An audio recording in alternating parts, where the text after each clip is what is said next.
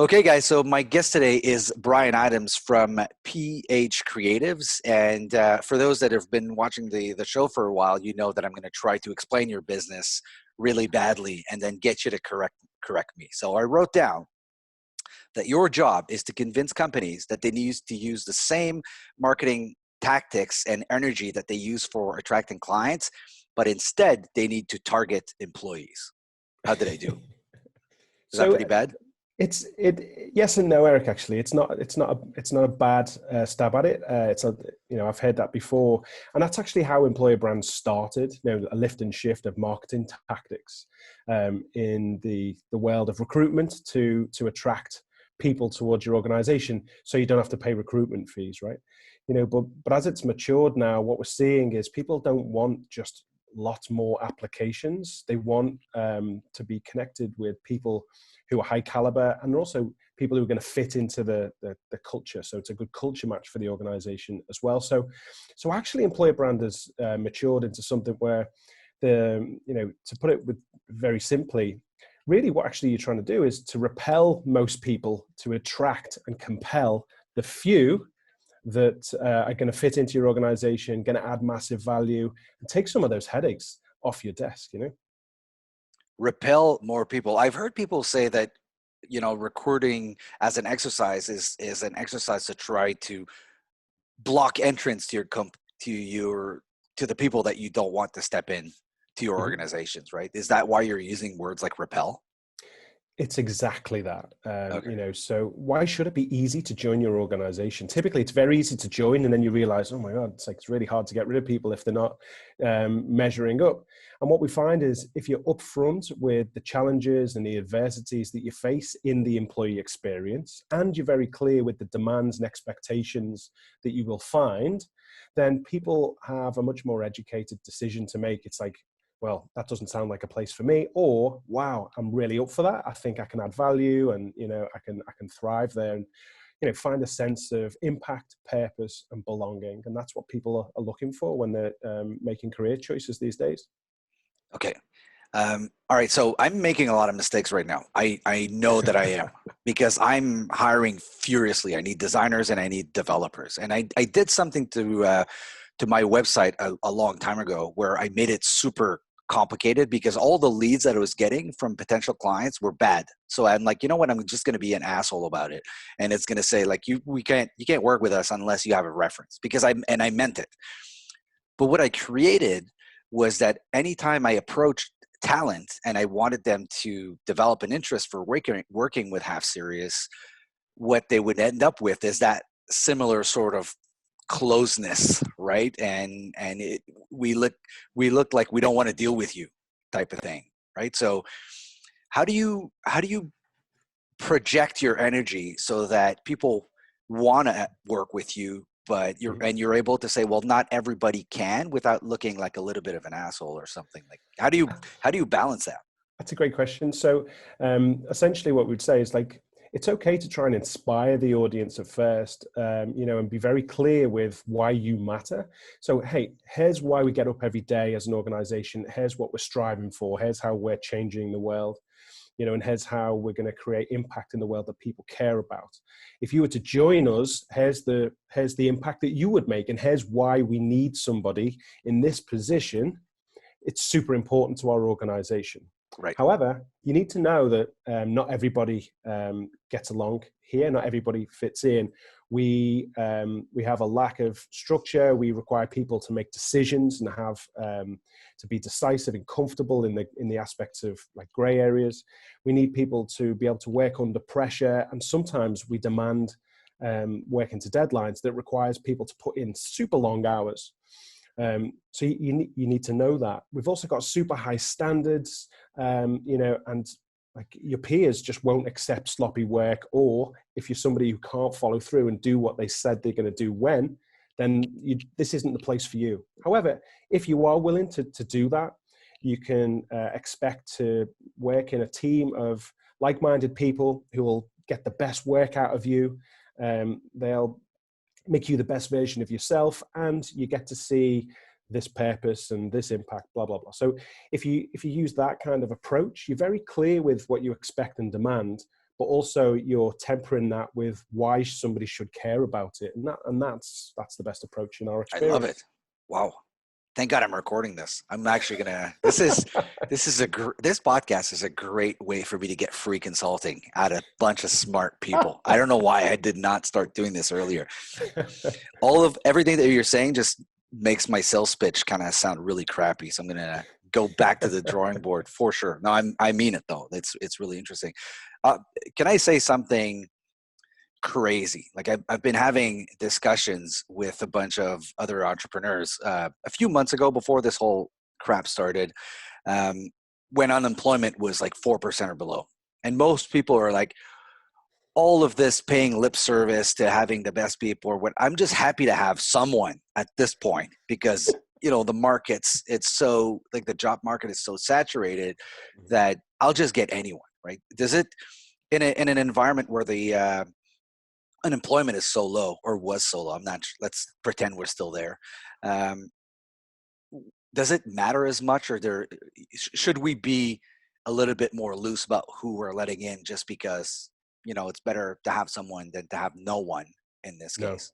no, definitely not. And I can speak as an entrepreneur as well as an employer brand expert. So for me, I nearly failed in business in the first few years, and I got a mentor. And the first thing they said is, you need to double your prices and you need to pay your team 20% more. And I was like, you're crazy. I'm close to going out of business and this doesn't make any sense at all. Actually, it was the best advice I ever got. I doubled my prices and attracted more clients. Weird paradox, but probably Yep. not for this interview. Listening.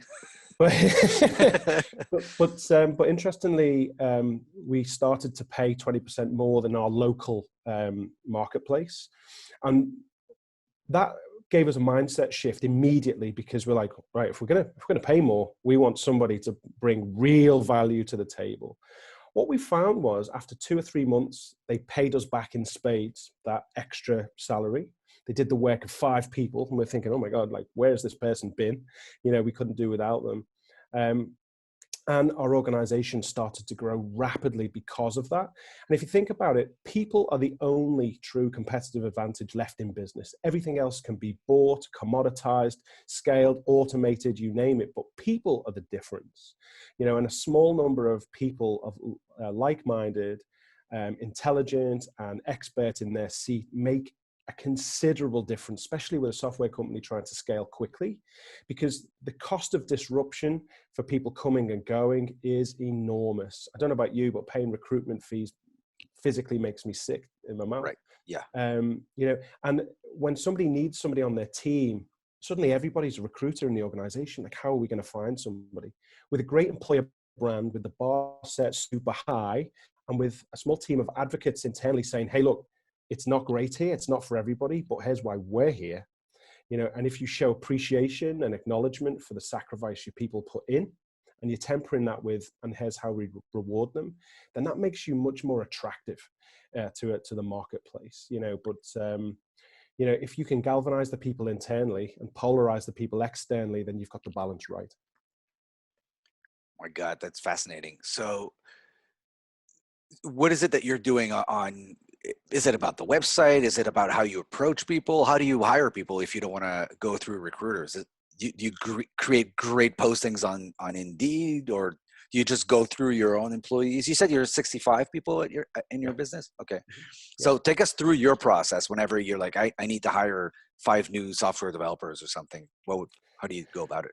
Yeah, so obviously we write the job description, we put it online, but the key thing there is we're very clear with leading with, like, here's 5 reasons not to join us. If you're this type of person or whatever. Here's a realistic job preview of what your day to day would look like, and here's what the peers in your team have to say about that. The good, the bad, the ugly, the best day, the worst day, the typical day.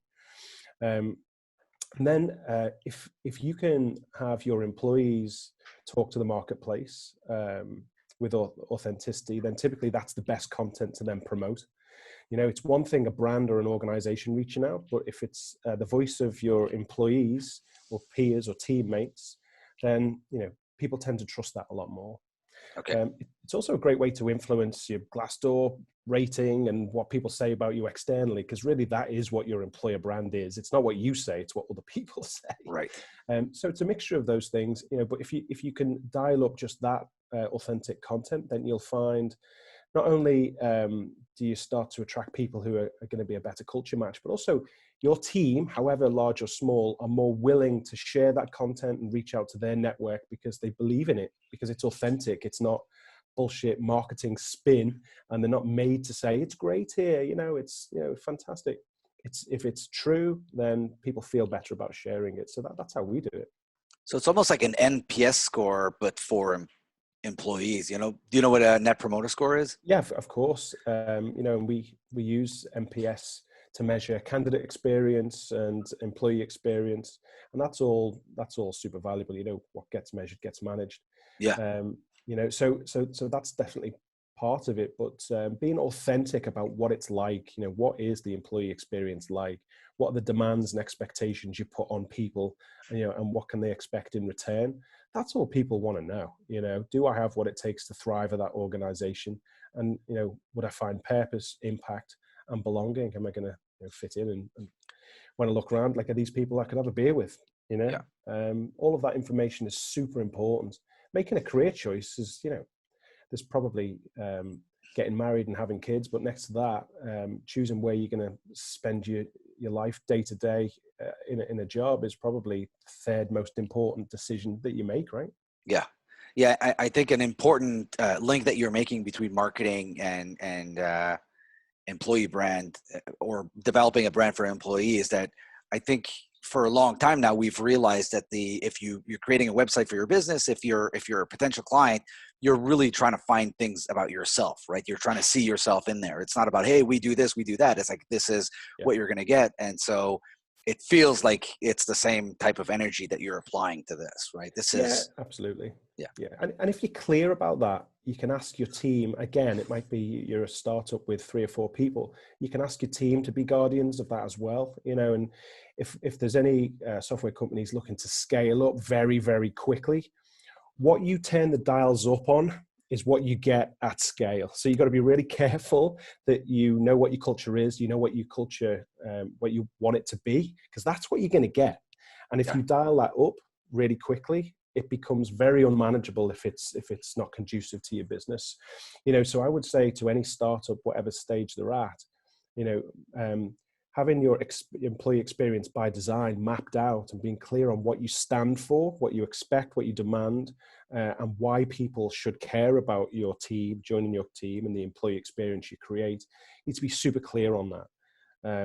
It's probably more important when the pennies matter, when you're small, than actually about to get a bit bigger. Yeah, I've heard many definitions of what employee culture or company culture was. I think the most depressive one that I heard, but that also kind of sounds true, is that your culture is the product of the shittiest behavior that you're willing to tolerate, right? But I hate that definition, even though I think it's kind of true. I don't like it because it's not very evocative. It's not very inspiring. Like it's a warning to CEOs probably more than anything else. No, it definitely is, and I think it's the behaviors that you're willing to put up with. Yeah. Culture is nothing more than a set of repeatable, typical behaviors that you see on the day to day, and that is governed and defined by the leaders that are willing to put up with behaviors that they see. Yeah. And the sad thing is, it's not difficult to correct, and it can make a enormous difference to your organization. I used to joke about this, years ago, when people said, how many people you got working for you now? I used to say half of them. It always takes a second. Yeah, it took me a while. Sorry about that. Because it's a challenge managing people. It can be like herding cats and all the rest of it. As somebody speaking from experience in business, 15 years, who nearly went out of business, in the early days several times, the people and what they're willing to do for you can be the make or break. And I remember taking on my first few people and paying people more than I was paying myself at times. It can hurt, especially if you don't feel like they're giving 100%. culture and the employee experience and how you treat people with empathy Yeah. can make enormous differences, you know. So it's probably more important in small businesses than it is in large corporates. All right, Bryan, we're almost out of time, but I want to ask you, you wrote a book, it looks like, right? From what I could see on your LinkedIn. No, I'm kidding. I knew about the book before I got in contact with you. Could you tell us what compelled you to actually write a book and what I'm going to get once I buy it? Yeah, sure. So the first thing is it's Give and Get Employer Branding. It's available on Amazon, Barnes and Noble. Please go and buy it and review it. But essentially, our approach to employer branding is very different to what's out there in the marketplace. So it's not just attraction tactics. We walk you through a strategic framework of how to approach it and what it is and all of that sort of good stuff. But then we break down all of the tactics of how to implement this stuff with clarity and simplicity. So we've tried to make it a very practical user guide, really, with all the tools and techniques and tips that you need to craft something yourself, and start off with the basics. So people really are the most valuable asset in your organization, and you know how to attract more people like it, so you can protect and nurture and build a culture that's conducive to your company. Okay, very cool. Bryan, if someone wants to get in touch with you, what's the best way that they could do that? So great question. Go to our website, www.ph-creative.com. I'm on LinkedIn, Bryan Adams, Ph.Creative, search for that. Or I'm on Twitter, Bryan_PHC, and it's Bryan with a Y, not an I. Perfect. I'm looking for interesting people to follow on Twitter. So that'll be happening right after this. Thank you so much, Bryan, for being here. Pleasure, Have a good Eric. day. Thanks a lot. All right. Cheers. Cheers.